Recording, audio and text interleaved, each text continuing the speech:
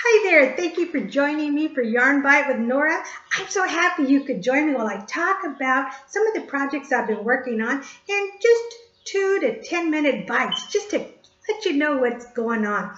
And one of the things I really like to do is critique patterns and let you know what I liked about them, what were challenging. And I'm happy to report to you little yarnsters that I finished the vest that I was making for my daughter Jessica.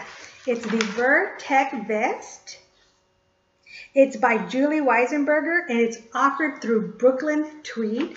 The yarn I used was a very pretty gray, beige, merino wool silk blend. Beautiful. It was a finger weight yarn, made a lightweight fabric. It was beautiful drape, beautiful feel.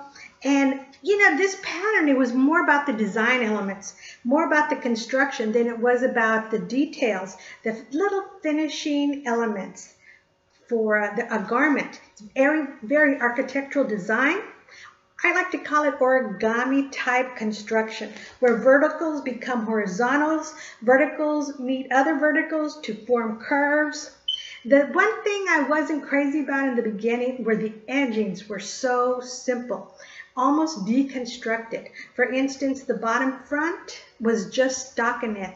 The front panel just ended up with stockinette. So it really kind of curled at the bottom. The back had a very simple ribbing that at one point was vertical, then it became horizontal, and that also curled. So I wasn't very happy about that result, and I was kind of discouraged. And a member of the Knitting Circle at Lamb's Loom, her name's Alice, a young girl, very, very talented, said, don't worry about it. After you soak it and block it, it's probably going to lay flat. Alice, you were right. It did. It behaved. There's still a little curl, of course, in the stockinette panel. I guess that's to be expected. So I guess it's a very relaxed construction. The surprise is how the vertical and the horizontals meet up. So I was very happy about that. The back ribbing does lie flat. And the armholes, which also were not finished, they kind of curl in a little bit, forming just a tiny bit of a tube.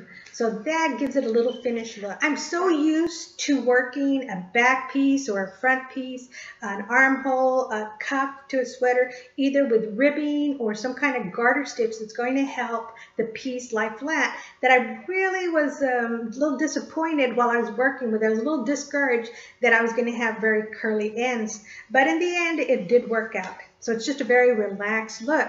Now also the silk that gives the fabric such a luxurious feel and drape. It stretched a lot when it was wet, and that is one of the characteristics of silk, that it's going to stretch when it's wet. So I was very careful, excuse me here, to measure the armholes because I didn't want great big old saggy armholes, the bust area and also the waist, so that it would fit her nicely. I've already mailed it off to her in Oklahoma. She said they might have one last week of cool weather that she can wear it before she puts it away for the summer. So I'm kind of excited to see what she thinks about it. I did start the vest in January, so it's been a long-term project for me. But my progress was interrupted by a weaving workshop, and I enjoyed that so much. And a black hat emergency. I had to make my son that black wool hat.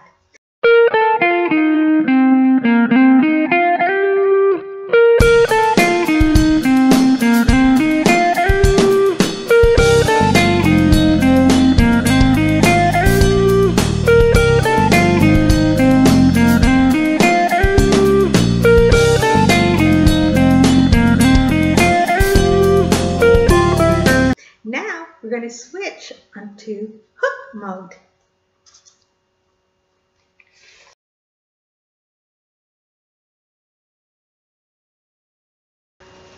I'd like to talk about the Star Zag Crochet Shawl designed by Lena Skaverson.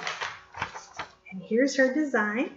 It is offered by Annie's Crochet. It's gorgeous. I was attracted by this almost modular effect, by the angles jutting out. Of course, the colors, those colors are gorgeous. I made one in goals.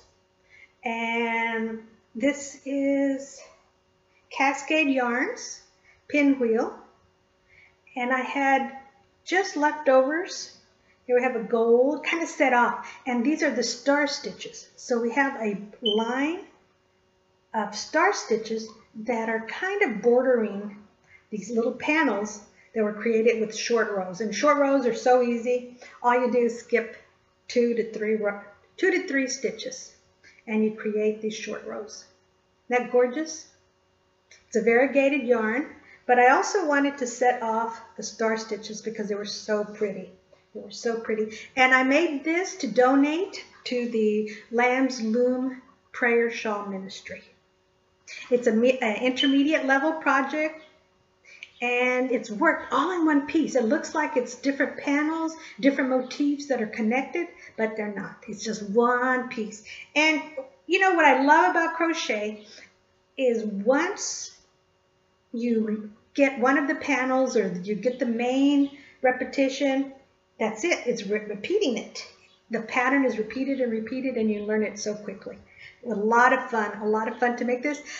Can you imagine this all in black with maybe metallic here, black metallic yarn or black sequin yarn, make it a little fancier, or each panel a totally different color, and then your rows, then make the rows different colors as well. Crayon colors, fall colors, Christmas colors. It would be so pretty. It would be so pretty.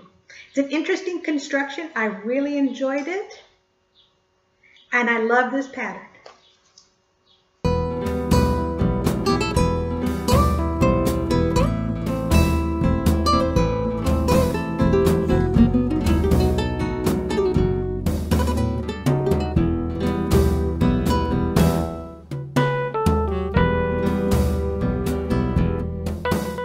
That's all I have for you today, little yarnsters. Stop by my Facebook page, Yarn Bite with Nora, and please feel free to post any of the work you're doing. I'd love to see it. I'd love to share it with other people who watch this podcast.